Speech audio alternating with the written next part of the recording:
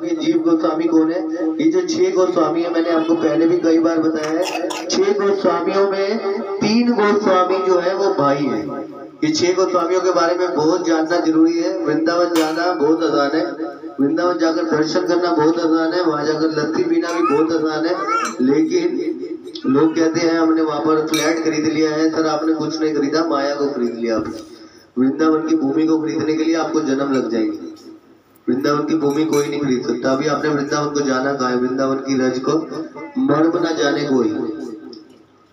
Sir हमने वृंदावन में जगह खरीद ली, कुछ नहीं खरीदा आपने। दिल्ली में आकर रहो, नहीं तो पाप करोगे वहां पर। तो जीव गोस्वामी, सनातन गोस्वामी और रूप गोस्वामी, कथा वहां पर नहीं हो रही है, यहाँ पर हो रही है। ये दशहरे का मेला नहीं चल रहा है। तो जीव गोस्वामी जो है वो 6 गोस्वामियों में सबसे छोटे गोस्वामी है और इनके बारे में पढ़ रहे हैं। आज इनका आविर्भाव दिवस है। तो श्रीला रूप गोस्वामी और सनातन गोस्वामी के भतीजे के रूप में प्रकट हुए श्रीला जीव गोस्वामी। एक महापुरुष के समस्त आकर्षक लक्षण प्रदर्शित होते थे। श्रीला जीव गोस्वामी जो है ये बहुत ही सुंदर थे। श्रीला जीव गोस्वामी बहुत ही सुंदर थे और इनके जो नेत्र थे वो कमल दल के समान थे। इतने का ललाट व विशाल वक्षस्थल, अजानु बाहु तथा उज्जवल स्वर्णिम देह थी। श्रीला जीव गोस्वामी बहुत ही सुंदर थे और इनमें जो है वो भगवान के प्रति प्रेम जो है वो बचपन से ही बहुत प्रेम था। श्रीला जीव गोस्वामी में जो प्रेम था भगवान के प्रति वो बचपन से ही था।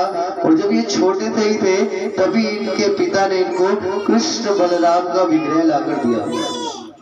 जब ये छोटी सी उम्र में थे इनको कृष्ण बलराम का विग्रह लाकर दिया और कृष्ण बलराम जो थे उनकी सेवा करते करते इनका प्रेम इतना बढ़ गया था कि उनकी पूजा करते समय प्राय श्रीला जीव गोस्वामी अश्रु प्रवाहित करते थे।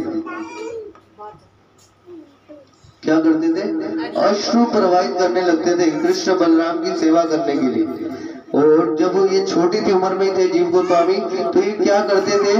अश्रु प्रवाहित करते और कृष्ण बलराम को वस्त्र, चंदन व पुष्प, आभूषण, स्वादिष्ट मिष्टान अर्पण करने के उपरांत ही स्वयं कुछ खाते थे।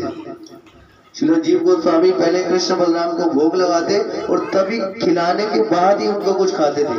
और क्या करते थे? जो भोग लगाया हुआ बचता था वो अपने सब छोटे बच्चों को, छोटे मित्रों को बांट देते थे, है या नहीं, महाप्रसाद के रूप में। और जीव गोस्वामी का प्रेम इतना बढ़ गया था कृष्ण बलराम के प्रति, इतना बढ़ गया कि वो क्या करते थे? जब रात को सोने लगते थे तो सोते हुए जब शयन काल में अपने विग्रहों को वो जब सुलाने लगते तो पहले उनका आलिंगन बंद कर रोने लगते थे।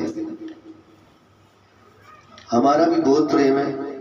हमारा तो कोई मर जाता है तो रोना आता है, भगवान के लिए कहाँ रोना है हमारे लिए। एक आंसू निकाल दे तो बहुत बड़ी बात है।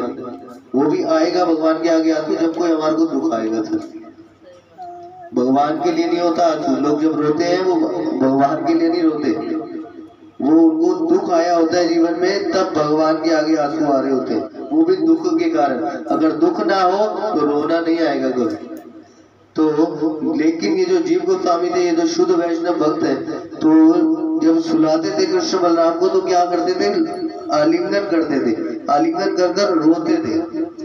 और आगे बता रहे उनके माता पिता सोचते थे ये मात्र एक क्रीड़ा है, खेल रहा है जीव, खेल रहा है जीव, है ना जीव गोस्वामी का नाम। तो उनके माता पिता सोचते थे ये खेल रहा है, जैसे चैतन्य गले लगाते तो हम सोचते हैं ये मजाक कर रहा है, खेल रहे हैं, तो वैसे ही। लेकिन जो उनके गांव वाले थे वो कृष्ण बलराम के प्रति इतना प्रेम देखकर बहुत खुश होते थे, बहुत खुश होते थे। इतना प्रेम है कि कोई रो ले, विग्रहों को गले लगा के कोई रो ले, कोई साधारण बात नहीं हो सकती। और पाठशाला में उन्होंने संस्कृत व्याकरण, काव्य, दर्शन आदि में विद्वता, बहुत दक्षता प्राप्त कर ली संस्कृत व्याकरण में।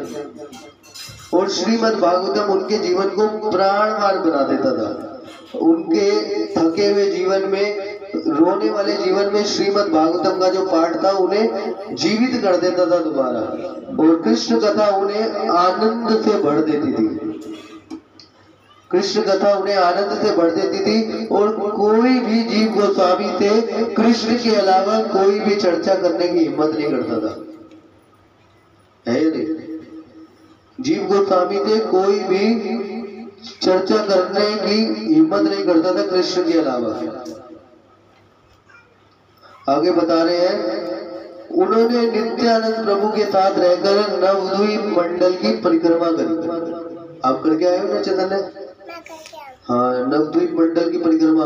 तो जीव गोस्वामी ने नित्यानंद प्रभु के साथ रहकर क्या करी? नित्यानंद प्रभु ने क्या करवाया?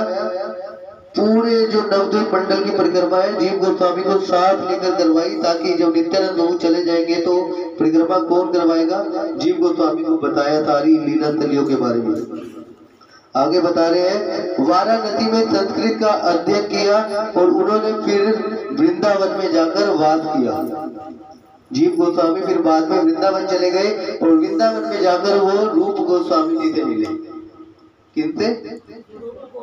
रूप गोस्वामी जी से जाकर मिले और रूप गोस्वामी से जाकर उन्होंने फिर दीक्षा ग्रहण कर ली। और रूप गोस्वामी को चैतन्य महाप्रभु ने आज्ञा देकर भेजा था, जाओ लीला स्थलियों की स्थापना करो और आध्यात्मिक ग्रंथों की रचना करो जो लोग आगे आकर भक्त लोग पढ़ सके। तो रूप गोस्वामी से जीव गोस्वामी ने दीक्षा ली और जीव गोस्वामी उनकी सेवा करने लगे। रूप गोस्वामी जो बोलते थे वो जीव गोस्वामी लिखने लगे, उनकी पांडुलिपि करने लगे, लिखने लगे। तो ये सेवा मिली जीव गोस्वामी जी को। और रूप और सनातन गोस्वामी जी थे वृंदावन में जाकर जीव गोस्वामी मिले। एक बार क्या हुआ, एक बहुत रूप गोस्वामी ग्रंथ लिखते थे, है या नहीं? तो एक बार एक वृद्ध ब्राह्मण जो है, बहुत बड़ी उम्र के ब्राह्मण शुद्ध वैष्णव भक्त वल्लभाचार्य आए। वल्लभाचार्य आए और रूप गोस्वामी की रचनाओं के विषय में आलोचनात्मक विचार प्रकट करने लगे। जब वल्लभाचार्य जी आए, रूप गोस्वामी ने बहुत सम्मान दिया उनको, क्योंकि उम्र में बड़े थे। तो रूप गोस्वामी जो रचना कर रहे थे वो पढ़वाने लगे, देखो इसको कैसा लिखा है मैंने। तो जो वल्लभाचार्य थे वो कुछ गलतियां निकालने लगे कि यहाँ पर ये नहीं होना चाहिए था, यहाँ पर ये नहीं होना चाहिए था। लेकिन जीव गोस्वामी जो है वो उन्होंने बहुत शास्त्रार्थ कर लिया था, बहुत ज्ञान ले लिया था शास्त्रों का। तो उनको उनके गुरु रूप गोस्वामी के बारे में ऐसा बोलते हुए अच्छा नहीं लगा। वल्लभाचार्य जी ऐसा बोल रहे थे कि ऐसा नहीं होना चाहिए था। उनको पता था कि रूप गोस्वामी कोई गलती नहीं कर सकते, तो उनको अच्छा नहीं लगा जीव गोस्वामी जी को। और हुआ क्या कि वो वल्लभाचार्य जो थे, रूप गोस्वामी ने उनको पूरा सम्मान दिया और वल्लभाचार्य वहां से चलने लगे। और रास्ते में जाते हुए जीव गोस्वामी जी से रहा नहीं गया, है या नहीं? जीव गोस्वामी से रहा नहीं गया और जीव गोस्वामी रास्ते में जाकर वल्लभाचार्य जी को रोककर बोलते हैं कि आपने मेरे गुरु के बारे में क्यों गलतियां निकाली? आपको पता नहीं है वो